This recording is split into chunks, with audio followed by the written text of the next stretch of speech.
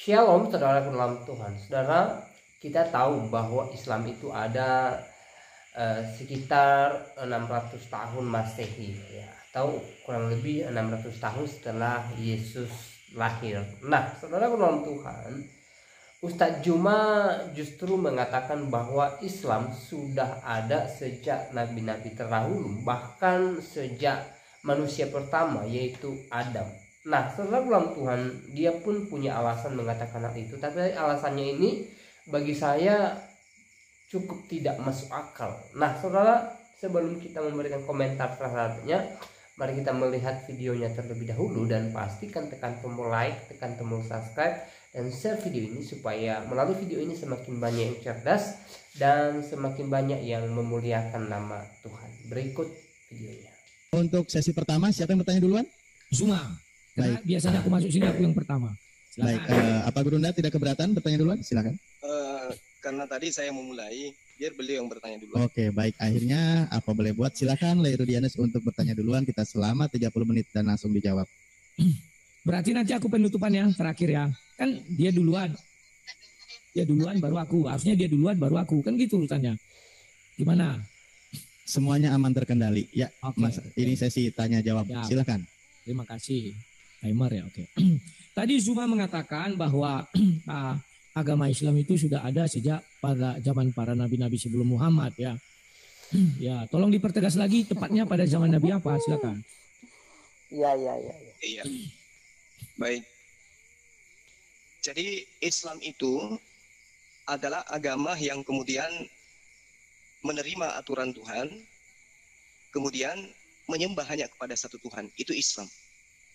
Nah, ketika Anda mengatakan itu sejak dari mana dikatakan Islam itu ada? Kalau kita melihat dari perspektif apa yang dikatakan Islam, yang kemudian hukum-hukumnya ketika kita taati maka kita menjadi Muslim, maka Muslim ini, ya pengajaran untuk perintah untuk taat kepada perintah Tuhan ini itu sudah ada sejak Adam. Karena perintah Allah kepada Adam untuk taat, untuk taat kepada perintah Tuhan. Seru ya. Ketaatan kepada perintah Tuhan mendudukkan manusia itu duduk sebagai Muslim, orang yang berserah diri kepada aturan Tuhan yang diberikan kepada dirinya. Ya. Jadi diterangkan di dalam Islam, agama Islam dalam Al-Quran bahwa Adam itu kemudian diperintahkan oleh Allah dengan beberapa perintah kepadanya.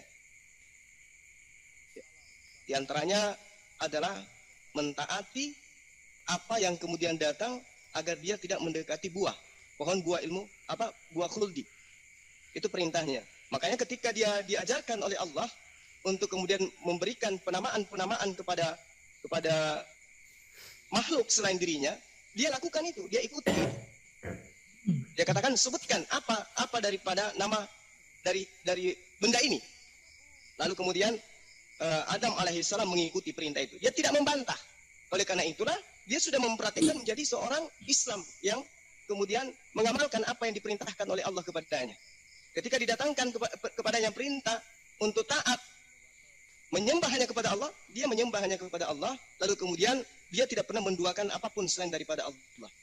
Ini yang perlu saya katakan bahwa Adam alaihissalam itu sudah mempraktekkan ajaran sebagai seorang Muslim karena dia kemudian berserah diri kepada perintah Tuhan. Oke, itu aja. Ya. Oke. Pertanyaan saya berikutnya. Yahudi dan Nasrani itu menurut si Zulkifli apa? Apakah itu hanya suku, ataukah itu agama, ataukah itu kepercayaan, ataukah itu termasuk dari apa tadi kau bilang bahasa Arab? Din. Silakan. Ya, Dino. Jadi Yahudi itu adalah kemudian orang yang memiliki kedudukan sebagai keturunan Yakub. Lalu kemudian padanya diberikan sebuah kitab, diutus kepada mereka nabi-nabi. Lalu kemudian pada diri mereka itu ada hukum-hukum, ada aturan-aturan. Sehingga mereka dikatakan di dalam Al-Quran Yahudi dan Nasara. Mereka adalah golongan yang diberi nabi, golongan yang diberi kitab suci, golongan di mana Tuhan memperkenalkan diri kepada manusia, yaitu kepada Yahudi dan Nasara. Makanya dikatakan di dalam Al-Quran bahwa Allah menyatakan diri kepada Bani Israel. Allah menyatakan diri kepada Abraham, kepada Musa, kepada Isa. Lalu orang-orang yang mengikutinya disebut Yahudi, orang-orang yang mengikuti Isa disebut Nasara. Seperti itu. Oke, terima kasih ya. Jadi Zulkifli sudah mendefinisikan tadi bahwa Islam itu sudah ada sejak zaman Nabi Adam. Kemudian Yahudi itu adalah keturunan Yakub dan dikirim Nabi dan juga kitab suci. Baru Nasrani juga seperti itu dikirim Nabi dan kitab suci. Nah, yang saya mau tanyakan, menurut si Zulkifli, apakah Islam juga seperti Yahudi dan Nasrani pada zaman Nabi-Nabi itu? Silakan. Iya. Jadi ketika kemudian orang-orang Yahudi itu dan Nasara ini didatangkan kepada mereka Nabi dan Rasul, ya, di dalam pemahaman kami umat Islam, bangsa Arab itu masih dikenal dengan sebutan orang jahiliyah. Kenapa? Pada mereka tidak dinyatakan di dalam Al-Quran adanya pengutusan terhadap diri mereka, suku-suku mereka itu Nabi dan Rasul. Tidak ada diberikan kepada mereka itu kitab. Itu yang diterangkan di dalam Al-Quran. Makanya di dalam surah Al-Baqarah ayat 120 diterangkan, Bismillahirrahmanirrahim, walan tarda ankal yahudu walan nasara hatta tattabi'a millatahum. Dan orang-orang Yahudi dan Nasara tidak rela kepada Muhammad sebelum engkau mengikuti ajaran mereka. Artinya bahwa sebelum Rasulullah Muhammad SAW itu datang mengajarkan kemudian fondasi Islam kepada bangsa Arab, belum ada agama di sana, belum ada nabi, belum ada rasul yang dikhususkan memang untuk mereka, lalu kemudian diterangkan di dalam Al-Quran. Silakan. Oke. Dari pernyataan si Zulkifli, artinya kau pembual, pembohong, semuanya pengibul. Kenapa aku bisa mengatakan demikian? Kau bilang sejak Adam sudah ada Islam. Kemudian ada datang Yahudi, ada datang Nasrani, diberi kitab-kitab. Setelah itu kau bilang Islam belum diberi kitab. Kemudian kau menghubungkan dengan Arab. Di Arab belum agama. Sebenarnya Islam itu agama Arab atau agama Nabi? Karena kau bilang sejak Adam sudah ada Islam.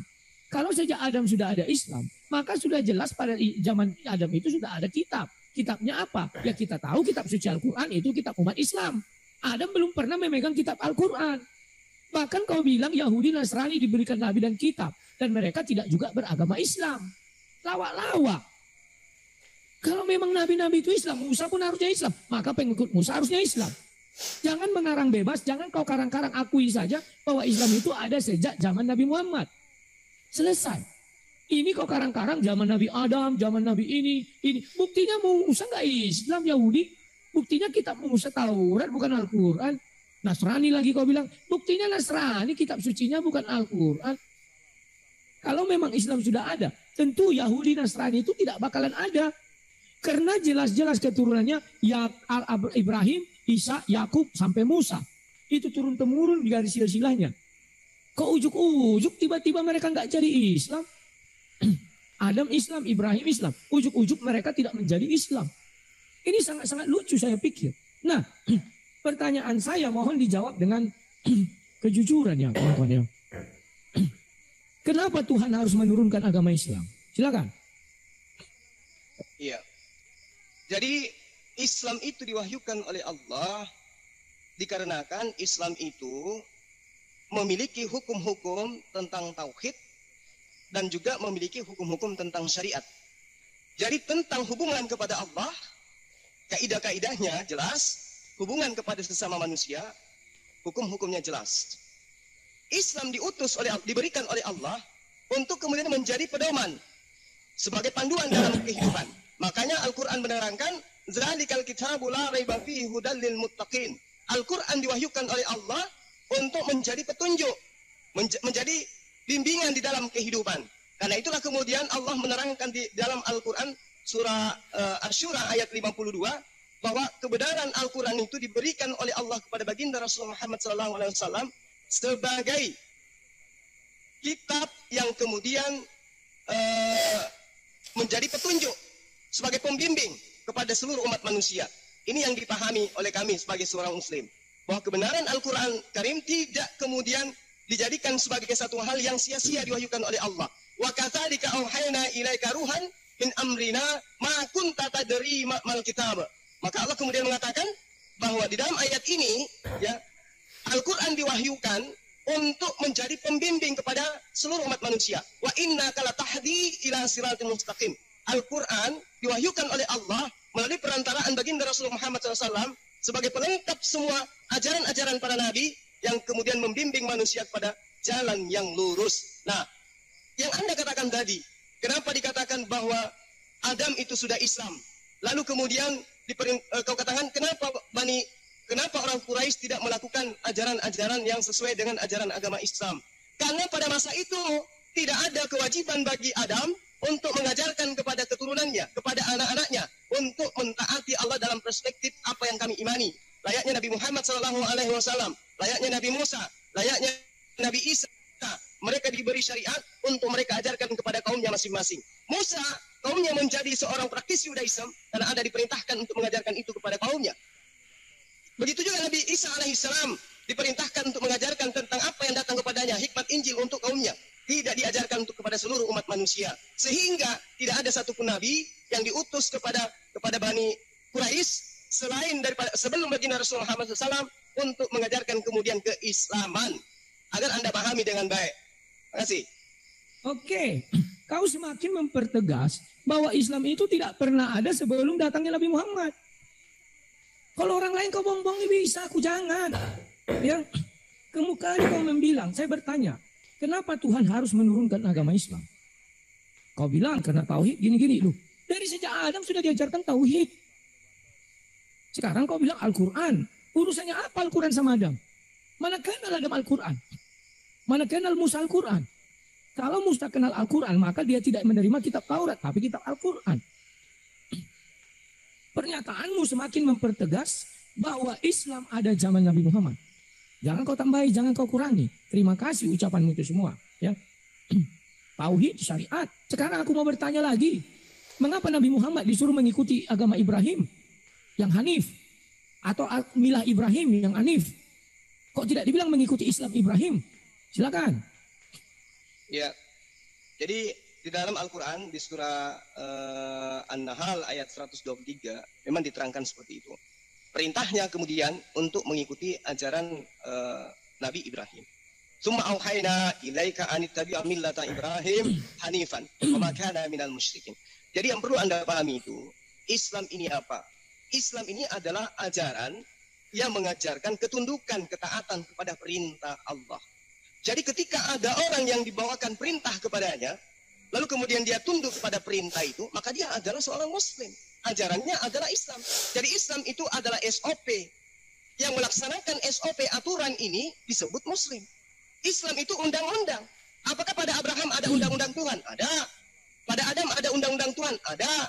Pada Musa ada undang-undang Tuhan? Ada. Undang-undang inilah yang saya sebutkan Islam. SOP. Standar daripada yang harus dilakukan oleh manusia terhadap perintah. Yang taat kepada perintah, itulah yang disebut Muslim. Nah, apakah ada pada Kristen undang-undang? Tidak ada. Tidak ada SOP Tuhan kepada Kristen. Tunggu Kristen nanti lo, jangan singgung Kristen. Ya, karena pada mereka, begitu juga agama lain selain daripada Islam, itu tidak ada undang-undang yang didatangkan dari Allah. Karena agama mereka adalah agama ardi, agama bumi, agama yang dibuat-buat.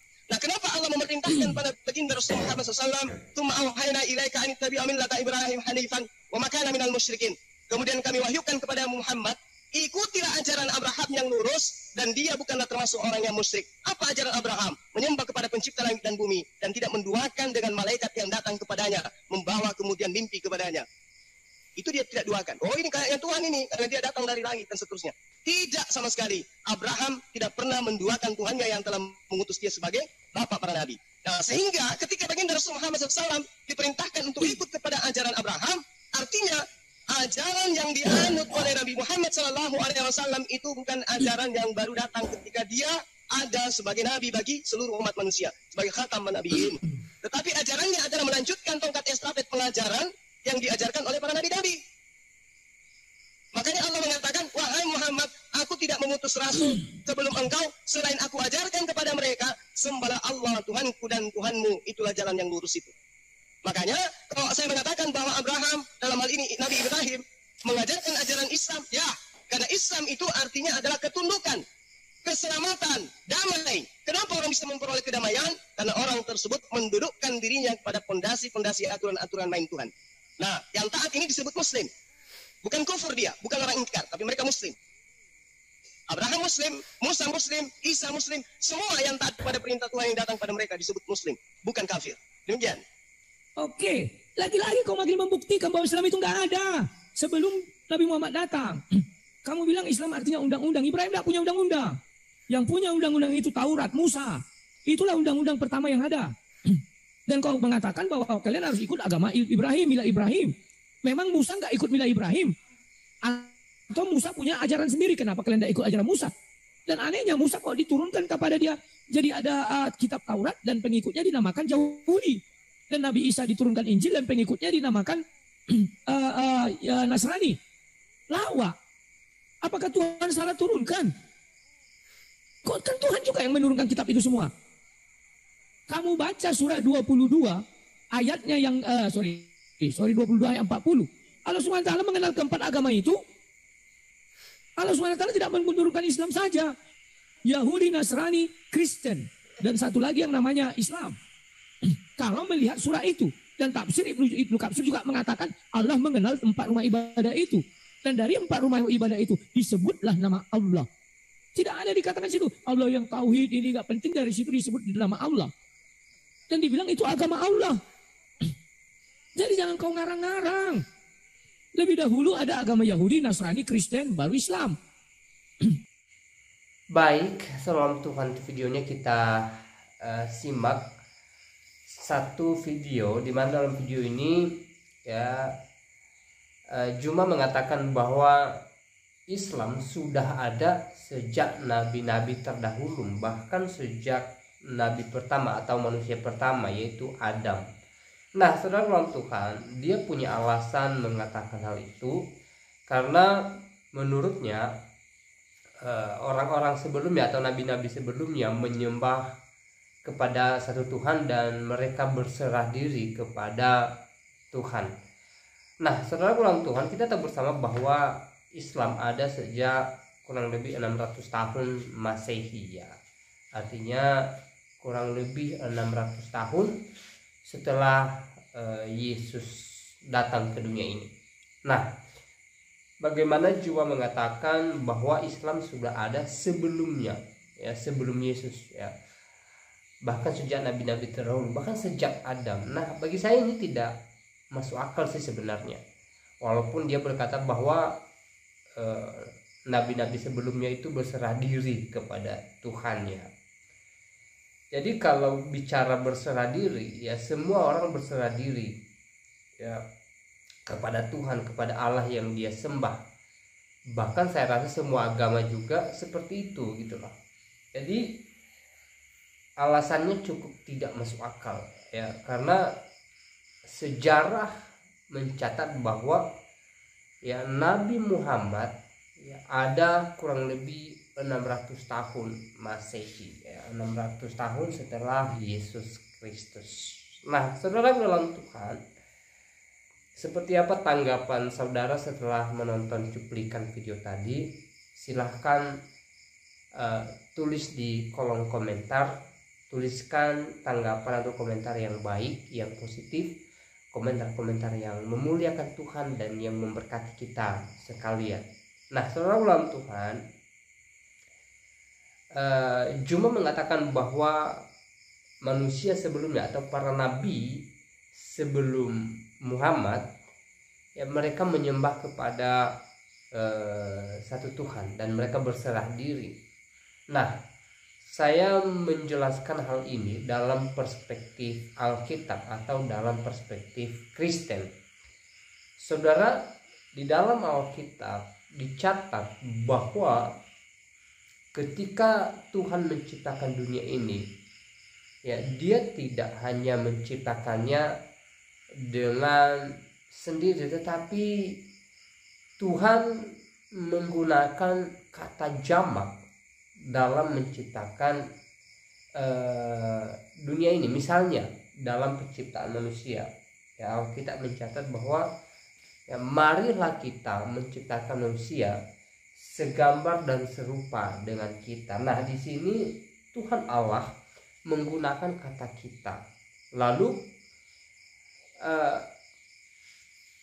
dengan siapa Allah mengatakan bahwa atau menggunakan kata kita dalam hal ini. Tidak mungkin dengan malaikat, tidak mungkin Tuhan mengajak malaikat menciptakan manusia.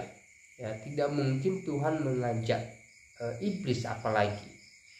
Jadi dalam hal ini kita boleh mengerti bahwa Allah Tritunggal ikut ambil bagian dalam dunia penciptaan, dalam momen penciptaan, ya. Bahkan di dalam Alkitab juga dalam Kejadian ketika Tuhan menciptakan dunia ini dicatat bahwa roh Allah yang melayang-layang di atas permukaan air, ya. Sudah ada Allah, lalu ada roh Allah melayang-layang di atas permukaan air. Jadi ini dua pribadi yang menunjukkan bahwa ya Allah itu dalam bentuk atau dalam rupa Tritunggal atau tiga pribadi dalam satu kealahan. Nah, ini tidak dipahami oleh si Juma, dan dia menjelaskan bahwa Islam itu ada sudah sejak nabi-nabi terdahulu menurut perspektifnya dia. Jadi bagi saya sih tidak menjadi masalah, ya terserah Juma mau ngomong apa, tetapi sejarah mencatat bahwa Islam ada sejak kurang lebih 600 tahun Masehi. Nah, saudara dalam Tuhan, sebenarnya soal orang menyembah kepada satu Tuhan di dalam Perjanjian Lama menurut Alkitab, sebenarnya itu sudah dijawab oleh Alkitab sendiri. Ya, ketika momen penciptaan itu, ya Tuhan menggunakan kata jamak, saudara Tuhan. Ya, Tuhan menggunakan kata kita, berarti ini pribadi yang tidak hanya mengarah satu pribadi, tetapi Allah sedang menunjukkan ya Tritunggal ya ikut ambil bagian dalam momen penciptaan. Nah, saudara dalam Tuhan, itulah menurut Alkitab atau menurut perspektif Kristen, dan orang yang tidak paham Alkitab pastinya tidak mengerti hal ini, ya. Bagi mereka hal ini tidak masuk akal, saudara dalam Tuhan. Tetapi bagi Kristen yang sejati, mereka sangat paham hal ini. Nah, dalam Alkitab juga tercatat ketika Yohanes Pembaptis membaptis orang-orang yang bertobat, lalu Yesus datang dan memberi diri dibaptis. Dan di sini juga nampak atau Allah menunjukkan dirinya dalam bentuk jamak. Ketika Yesus datang kepada Yohanes lalu memberi diri dibaptis, tiba-tiba roh Tuhan dalam bentuk burung merpati hingga di bahunya, dan dari atas ada suara yang terdengar mengatakan bahwa inilah anakku yang kukasihi, ya, kepadanya aku berkenan, dengarkanlah dia.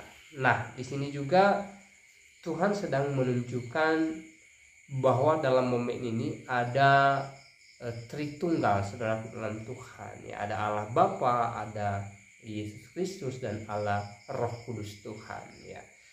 Dan sekali lagi orang-orang di luar orang Kristen pasti tidak paham hal ini. Tetapi orang Kristen pastinya mengerti hal ini, bahwa ini menunjukkan ketritunggalan Allah di dalam kekristenan itu sendiri.